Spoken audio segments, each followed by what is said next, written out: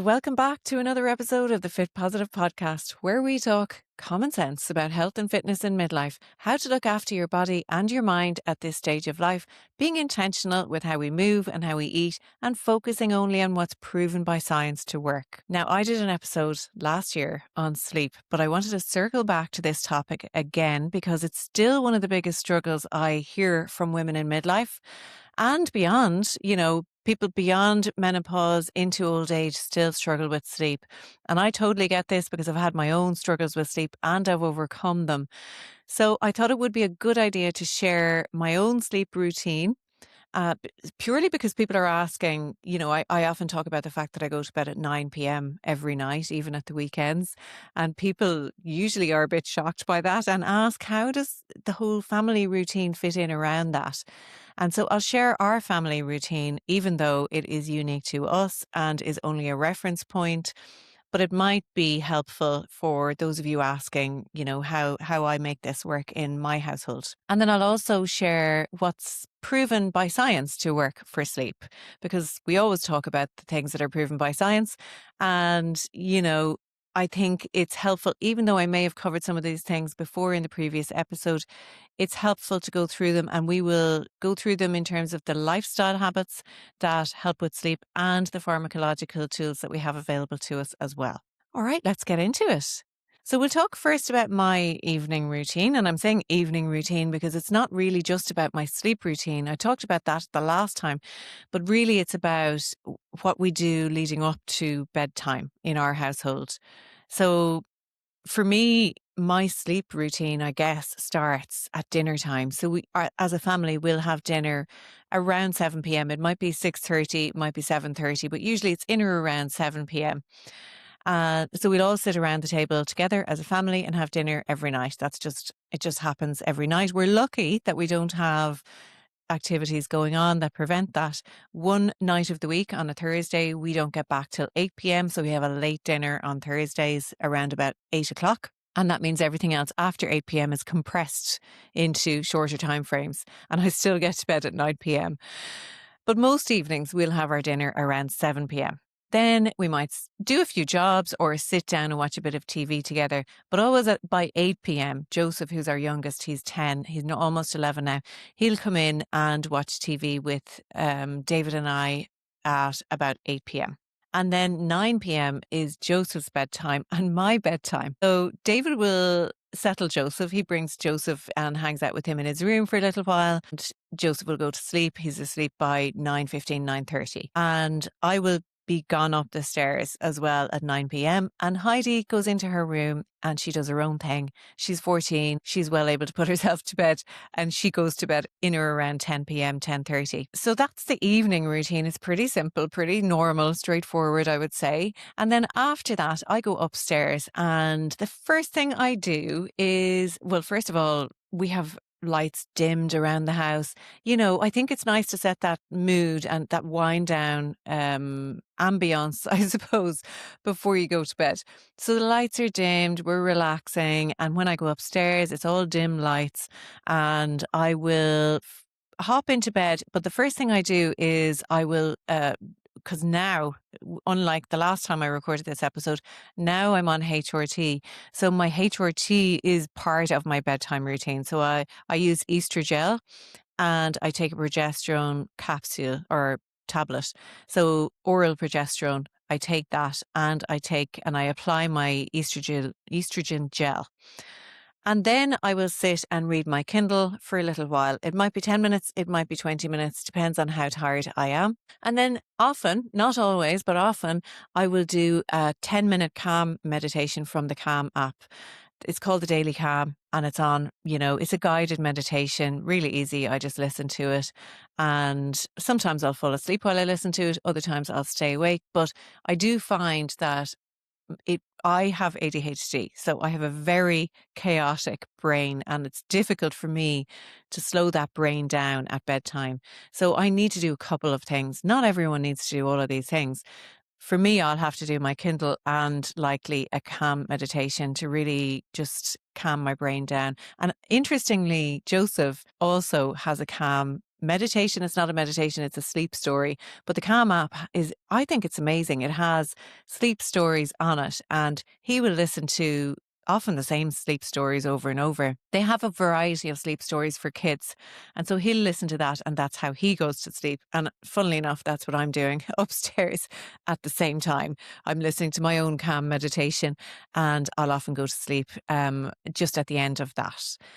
So that's my routine. I'll do my progesterone. Oh, there's one more thing. I also take magnesium, Prismag it's called. Every single night I'll take magnesium, and that also is proven to help. It is instrumental in the relaxation of muscles. And so if you think about how you fall asleep, your muscles slowly relax and you fall asleep. So magnesium, the Prismag that I take, also has vitamin D, D2, D and K2. And so I take those along with my magnesium, and they're not really instrumental in sleep, but it's just easy for me to take my vitamin D with the Prismag because I know I'm going to take that magnesium every night because I need it for good sleep. So I find magnesium to be excellent in terms of helping with anxiety, anything that I'm worrying about. It will relax my body and my mind. And it also helps my muscles recover from any tough workouts that we've done. And if I don't take my magnesium for a period, I will start to get cramps in my legs when I'm in bed at night. It just shows that I really do need that magnesium. And I also, one of the other struggles that I have overcome, thankfully, is restless legs. So I had restless legs a lot. But when I started taking magnesium, the restless legs subsided. So I really do need that magnesium every night in order to sleep. The other thing that's relevant when it comes to the HRT routine is that I take oral progesterone, and a lot of times people will use progesterone in the form of the Mirena coil, and that is brilliant, but it's localized. So the Mirena coil progesterone is localized to the womb. It won't have any impact on your sleep, but the oral progesterone does tend to help with sleep. And I have certainly found that since I took the oral progesterone, my sleep has been perfected. Whereas prior to that, it was like maybe 90% there, 85% there. I still had wakefulness during the night, and the oral progesterone has really, really helped with that. If HRT is not for you, or if it's for something that you can't take for any reason, there are so many other tools available. So don't worry about that. I'm mentioning it because I have noticed the improvement in my sleep since I started taking it. Now, another thing I'll do during the night, if I do wake up, which can still happen, I used to wake up almost every night at about 4 a.m. and struggle to get back to sleep. That's a lot less frequent now, but it does happen the odd time. And this is a tool that I have that I use every single time this happens, and it works all the time. So this is important. And you can use this tool in any stressful situation to relax you, because the whole point of it is that it gets you out of a stressed state and into a relaxed state. So out of a sympathetic state. So we have this autonomic nervous system, and it's got two branches. One is the sympathetic state, which is fight or flight. And this is necessary for us if we need to escape from, any danger. But sometimes it can happen during the night, and you're worrying about something insignificant really often, or sometimes it is significant, but you cannot stop fixating on this thing. And this is exactly what used to happen to me during the night. That's because I was in this stressed state. And you can actually manually switch yourself out of that stress state and into a rest and digest state by using this breathing technique, which I use. And so this is the parasympathetic branch of the autonomic nervous system. When we say autonomic, that means it's basically automatic. You can't usually control it. It's like it controls your heart rate, your breathing, things like that you need it to be automatic or you would die. You can't be constantly reminding yourself to breathe or for your heart to beat. So it's a brilliant system, this autonomic nervous system. But if you're automatically in a stressed state, you do need a manual switch to be able to get into this relaxed state so that you can fall asleep or fall back to sleep. And we do have a manual switch, and that is this breathing technique. So if you breathe in for 4 seconds, and you can change the duration, but I do it like this. I breathe in for 4 seconds, I hold for 2, and then I breathe out for 6 to 8 seconds, whatever I can manage. And I repeat that until I fall back asleep. And I can literally feel my body relaxing as I do that. And eventually I fall back asleep. And this actually happened to me last night. It's very rare, but it did happen to me last night. I woke up from a kind of a stressed dream and I was like, whew, my heart is thumping. And so your cortisol levels are high, your stress hormone, and you need a switch. You need something to be able to get you back into a relaxed state. And sometimes people will say, like my mum used to say, I'll get up and do some ironing. It's so boring that will cause me to relax, But you don't need to do that. You can just do this breathing technique where you lie there and you concentrate on your breathing. It's like a form of meditation, but you're breathing in for 4 seconds, you're holding for 2, and you're breathing out for 6 to 8 seconds, whatever you can manage. Repeat that and keep focusing on it, and eventually you will fall back to sleep. And if you ever find, I remember doing it in a situation before I went into a meeting once, and I was, doing a presentation. This is in my old IT job. And I found that I was very stressed, a little bit overly stressed going into this meeting and presentation. And so I said, right, I'm going to go into the bathroom and do this breathing technique. And I did. And I was so cool and calm going into that meeting. It just works. It really works. So if you take nothing else from this episode, remember that breathing technique: in for 4, hold for 2, out for 6 to 8. So that's my evening routine. That's my sleep routine. And these are the tools that I use if I do happen to wake up during the night. So it's nothing fancy. They're all very simple, short. When I'm reading, it's 10 minutes. Usually the meditation is 10 minutes and then I'm asleep. And then if I wake, I have my breathing technique. If I'm especially stressed going to bed, I'll use that breathing technique as well. All right, so let's get into what the science says about what improves your sleep quality and quantity. So it's not just about quantity of sleep. We do also want to focus on quality of sleep. So if you're struggling with broken sleep or you have kids who wake you up, you want to make sure that when you are asleep, you're in a deep sleep and you're getting good quality sleep. So let's think about what the science says here. If we step back and look at this from a scientific point of view, sleep is driven by what we know as our circadian rhythm, your internal body clock, and your sleep pressure, which kind of builds up across the day. And both of these are shaped by your behaviors throughout the day. So this is something to think about across the whole day, not just the evening routine or the sleep routine, but across the whole day, starting with the first thing you do when you wake up in the morning. So the first thing that has been proven to help with sleep is light exposure. Light is probably one of the most powerful drivers of your sleep, because getting up early in the day and getting some natural light into your eyes, ideally within the first 30 to 60 minutes of waking, this helps set your body clock for the day. It tells your body, okay, it's daytime, it's time to be awake and alert. And that sets you up to feel sleepy later on. It starts a clock so that by the end of the day, the melatonin, the natural sleep hormone that's in your system, builds up gradually throughout the day. This is what's known as your sleep pressure. And by a certain time that night, you will eventually feel the melatonin will have built up so much that you'll eventually just be really tired and want to go to sleep. But it's important to get that natural daylight. So I'll often talk on Instagram about how I go and have my morning coffee outside on the deck behind my house, even in winter, even at Christmas, because it's important to get that morning light. And in the evening, we reverse this. So we lower the light, we dim the lights in our household, we reduce screen time if possible. And if you can, look at the sunset in the evening or at night time. That also has the opposite effect to the morning light, in that it will signal to your mind and your brain that it's time to wind down and go to sleep. And reducing the screens is really important, because that bright light at nighttime, that's like natural daylight, and it really delays that melatonin and makes it harder to fall asleep. So you really want to be limiting that screen time in the last couple of hours before bed. And if you can, like I talk a lot about going for walks, bookending the day day with a walk. So this is part of my overall routine, not necessarily my sleep routine, but it does impact my sleep. So in the morning, first thing, after my workout, I will go for a morning walk. And then last thing at night, especially at this time of the year from April on, I will go for an evening walk as well.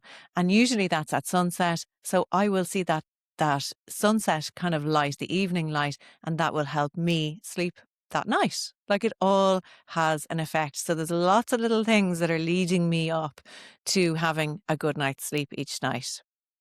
So start the day bright and light and end the day dark and dim. Okay, the second behavior is sleep consistency.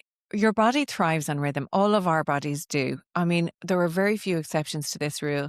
And, we'll know this from children. They need their sleep routine. And if their sleep is off, we all pay the price. It's no different with grown-ups, except that we've kind of learned to just accept not feeling great all the time. We do need to have the same kind of rhythm like kids do.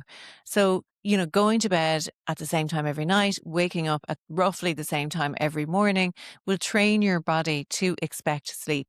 So for me, I don't consciously think, oh, it's 9 o'clock, I need to go to bed. My body wants to go to bed at 9 o'clock because I've trained it to adopt this rhythm over time. And it doesn't need to be perfect, but it does need to be consistent.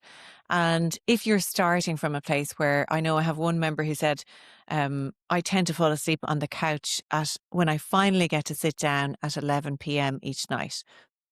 So if you're starting from a place where you go, you're falling asleep on the couch at 11 p.m., obviously you want to be falling asleep in your bed. So try to maybe not sit on the couch at 11 p.m. and go to bed at 11 p.m.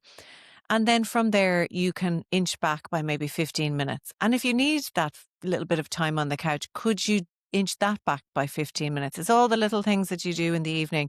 Can you just bring them back by 15 minutes and see if you can just inch back gradually to an earlier bedtime? So you might end up in the first week just going to bed at 10:45 instead of 11 o'clock. And then in the second week, maybe you'll make it 10:30 bedtime. And in the third week, maybe it'll be 10:15, but go at a pace that works for you. And we're kind of just tricking our bodies into going to bed that little bit earlier. And if you struggle to do that, I would suggest maybe starting at the other end then. Try to get up 15 minutes earlier the first morning, and then you'll feel a little bit more tired the following night. And then you can start your 15 minutes to bed earlier. So maybe try it like that. Try and force yourself to get out of the bed 15 minutes earlier than usual. And then that night you'll be able to get to bed maybe 15 minutes earlier as well. But if you really feel like nervous about trying to go to bed early, I think inching back by 15 minutes for a week and then another 15 minutes for another week is a good idea and can work for a lot of people. Okay, the third behavior is movement and steps. Obviously, I always talk about steps, but exercise in general will improve sleep. But put even more simply, it's actually just the movement, the daily movement throughout the day that improves our sleep. And something I've really noticed in my own routine is the more steps I get during the day, especially outdoors, the better sleep I get that night. So if I get very few steps in a day, I will struggle to sleep that night. When you get more steps, you're building that sleep pressure up by, using up the energy that you've got during the day.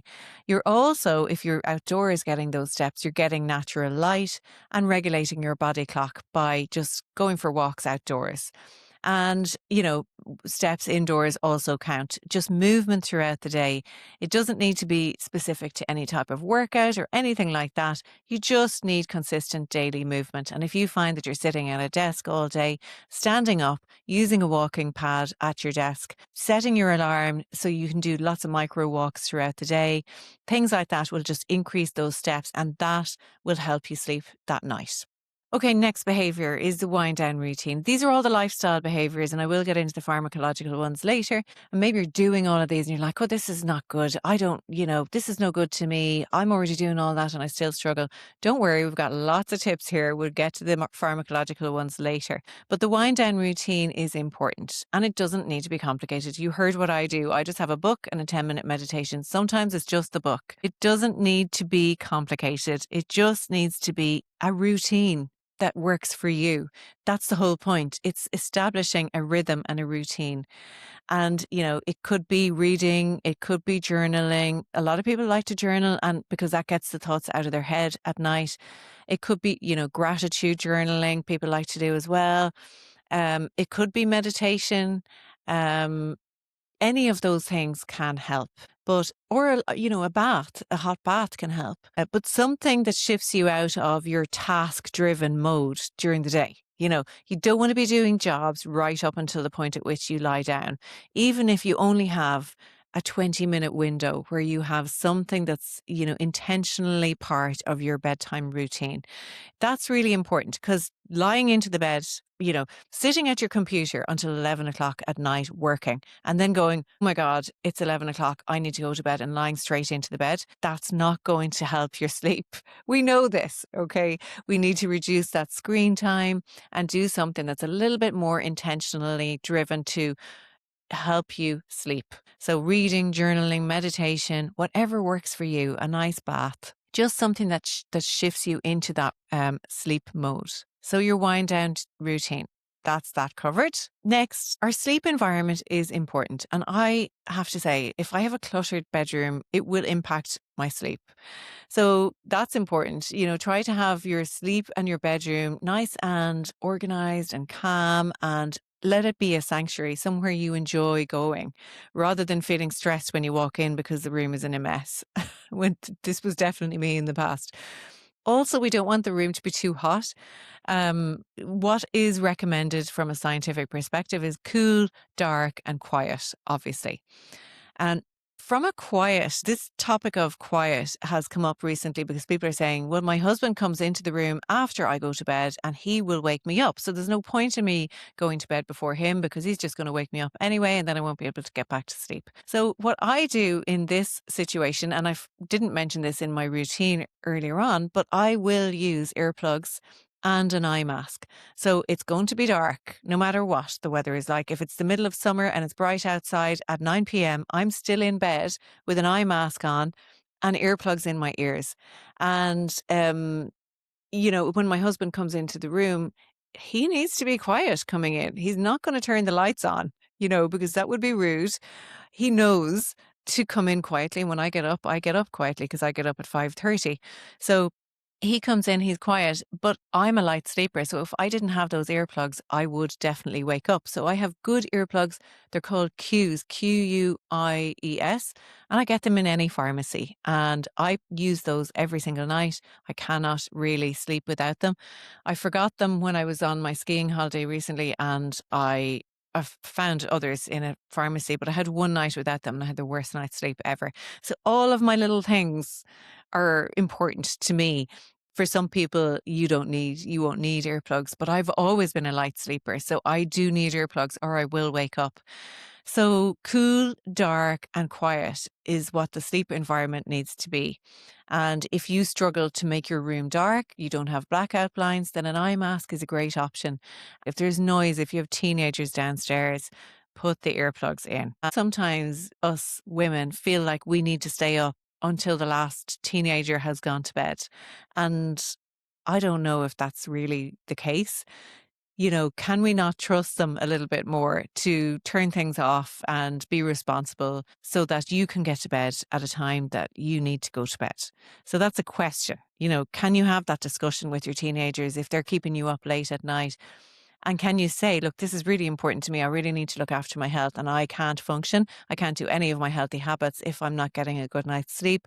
So can we all accept the fact that I need to go to bed before you? And can you be responsible enough to turn the lights off, turn the electrics off, lock the doors before you go to sleep?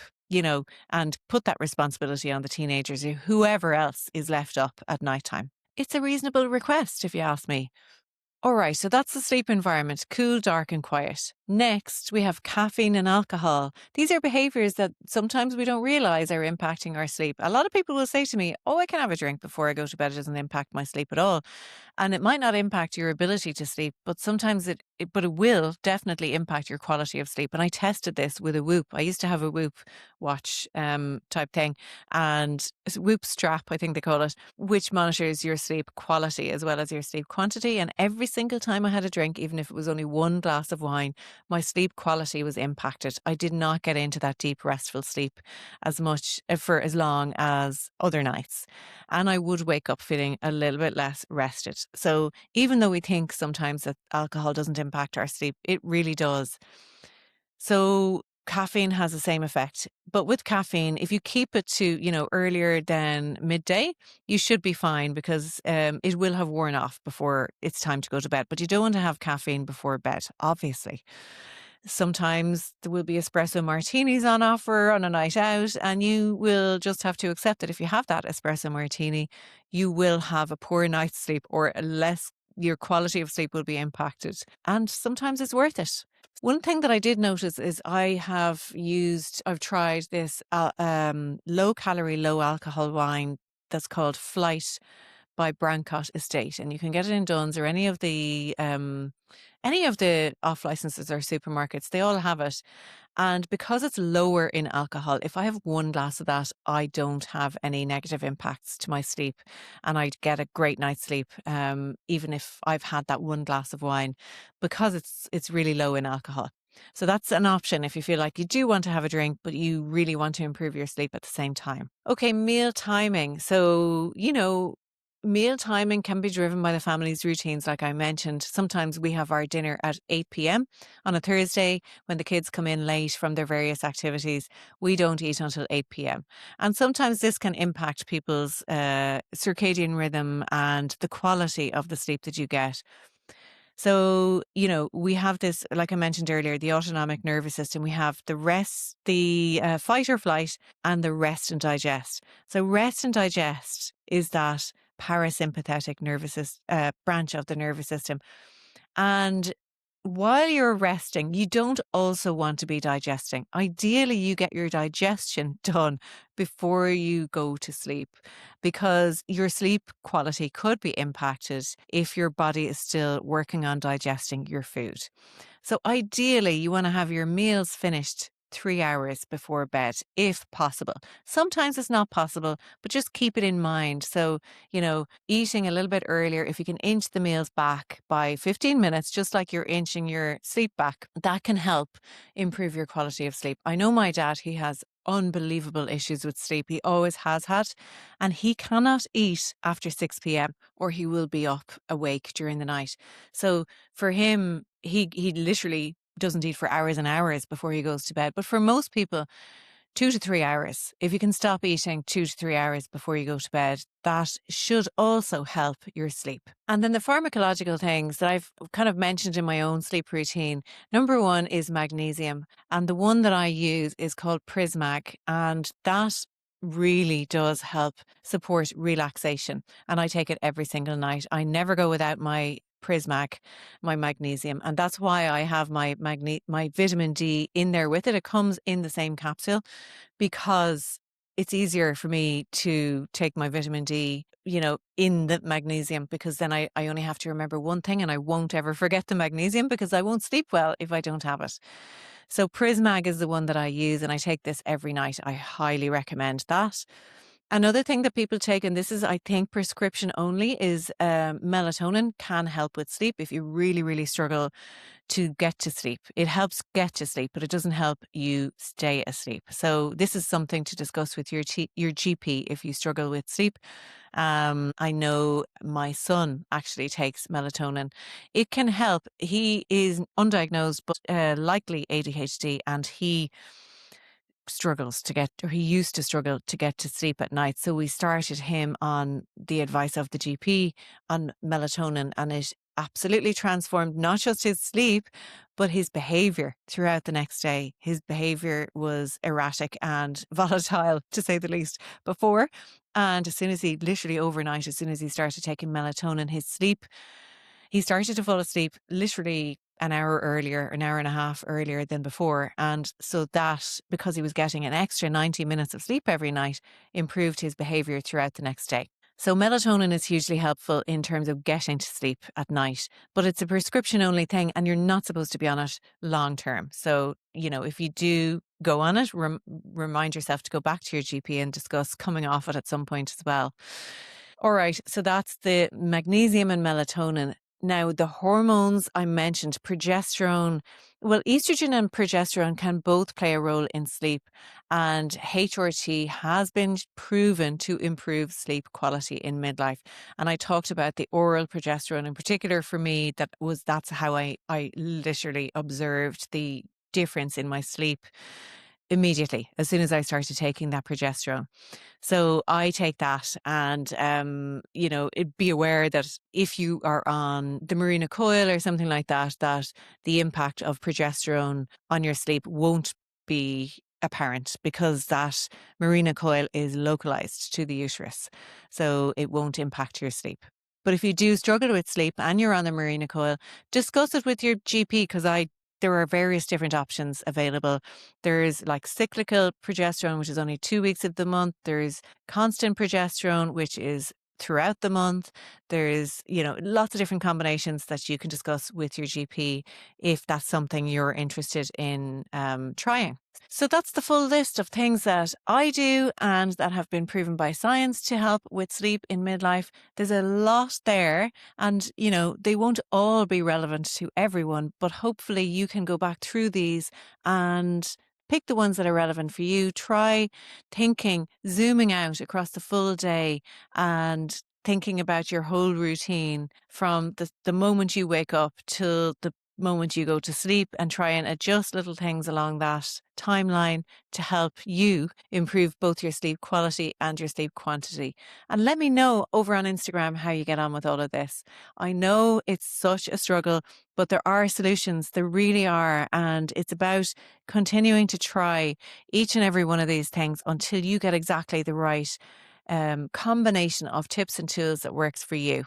So I hope you found this helpful. I will be back again next week with another episode, and this one is going to be on how to get back on track if you've fallen off track or fallen behind with your healthy habits. So keep an eye out for that one. I will catch you all again, same time next week. Take care. Have a good week.